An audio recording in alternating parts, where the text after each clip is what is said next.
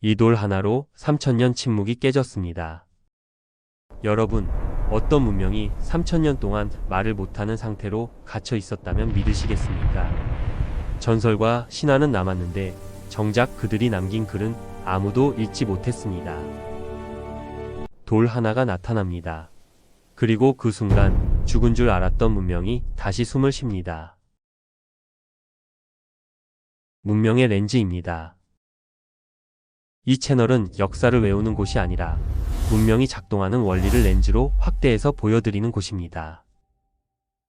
오늘의 이야기는요, 박물관 유리장 안에서 조용히 누워있는 돌이 아니라 인류가 잃어버린 목소리를 되찾은 사건입니다. 어떠한 문화도 읽지 못하면 존재하지 않습니다. 고대 이집트는 거대한 건축물로 유명하죠. 하지만 진짜 무서운 건 따로 있습니다. 그들이 남긴 기록은 산더미인데 어느 순간부터 아무도 읽지 못하게 됐다는 것입니다.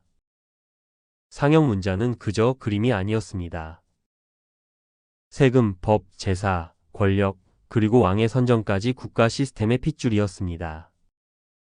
그런데 시간이 흐르면서 문자 사용층이 사라지고 언어가 변하고 제국이 무너지고 결국 남은 건 해석 불가. 기록은 있는데 의미는 없는 상태. 이건 문명 입장에선 거의 기억상실입니다. 기록은 남아도 해독이 안 되면 침묵입니다. 그 돌은 전쟁 속에서 발견하게 되었습니다. 1799년 이집트의 한 요새 근처에서 검은 돌판이 발견됩니다. 전쟁과 원정의 혼란 속이었죠. 그 돌의 글자 형태는 세 줄의 다른 문자로 빽빽하게 새겨져 있었습니다. 여기서부터 분위기가 바뀝니다. 이건 그냥 비문이 아니라 누군가 일부러 읽히게 만들기 위해 설계한 문서일 가능성이 커지거든요. 마치 이렇게 말하는 것 같습니다. 우리가 남긴 말을 언젠가 누군가는 반드시 읽게 될 것이다.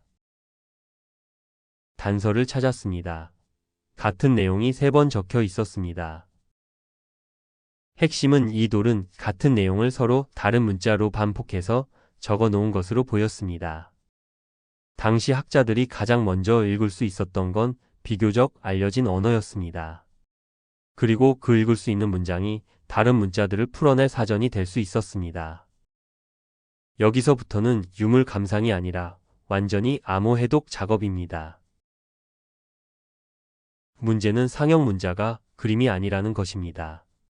많은 사람들이 상형 문자를 단순한 상징이라고 생각했습니다. 해 그림은 해를 뜻하고 새 그림은 새를 뜻하고 이런 식으로요. 그런데 여기서 엄청난 함정이 나옵니다. 상형 문자는 때로는 의미를 때로는 소리를 적습니다. 즉 그림이면서 동시에 알파벳 같은 기능을 하는 거죠.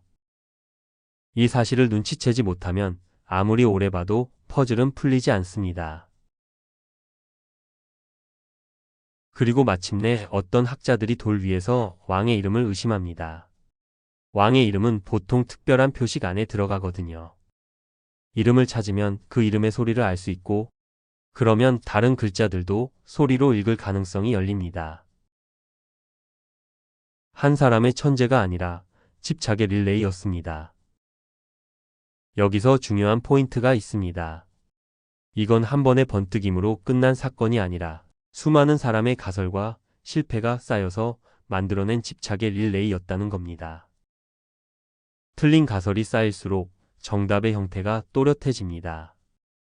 이건 아니다가 쌓이면 그렇다면 무엇인가가 선명해지거든요.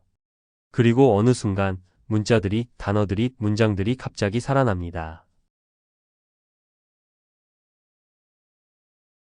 되살아난 건 유물이 아니라 사람이었습니다.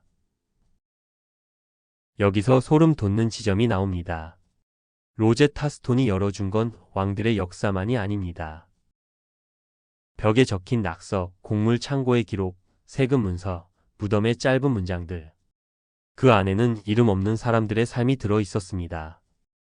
우리가 신비한 문명이라고 부르던 대상이 사실은 우리처럼 사랑하고 벌고 다투고 기도하던 사람들이었다는 증거가 하나씩 읽히기 시작한 겁니다.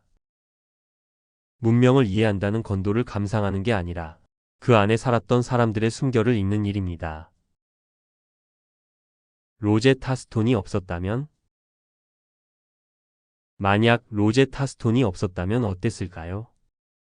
이집트는 지금도 거대한 건축만 남긴 미스터리로 남았을지 모릅니다. 기록은 존재하지만 의미가 잠긴 채로요. 그리고 이 질문은 오늘 우리에게도 그대로 돌아옵니다. 우리가 남기는 데이터와 기록들을 미래의 누군가가 정말 읽을 수 있을까요? 형식이 바뀌고 언어가 바뀌고 기술이 사라지면 우리도 언젠가 침묵하는 시대가 될 수 있습니다. 문명은 돌로 세워지지 않습니다. 읽히는 기록으로 살아남습니다. 다음 편에서는 전염병이 어떻게 유럽의 질서를 뒤집고 르네상스를 가속했는지, 혹은 도서관 하나가 불타면서 무엇이 사라졌는지 같은 이야기도 준비해 보겠습니다. 오늘 영상이 흥미로우셨다면 구독과 좋아요, 댓글 한 줄 부탁드립니다. 이곳은 문명의 렌즈 채널이었습니다. 감사합니다.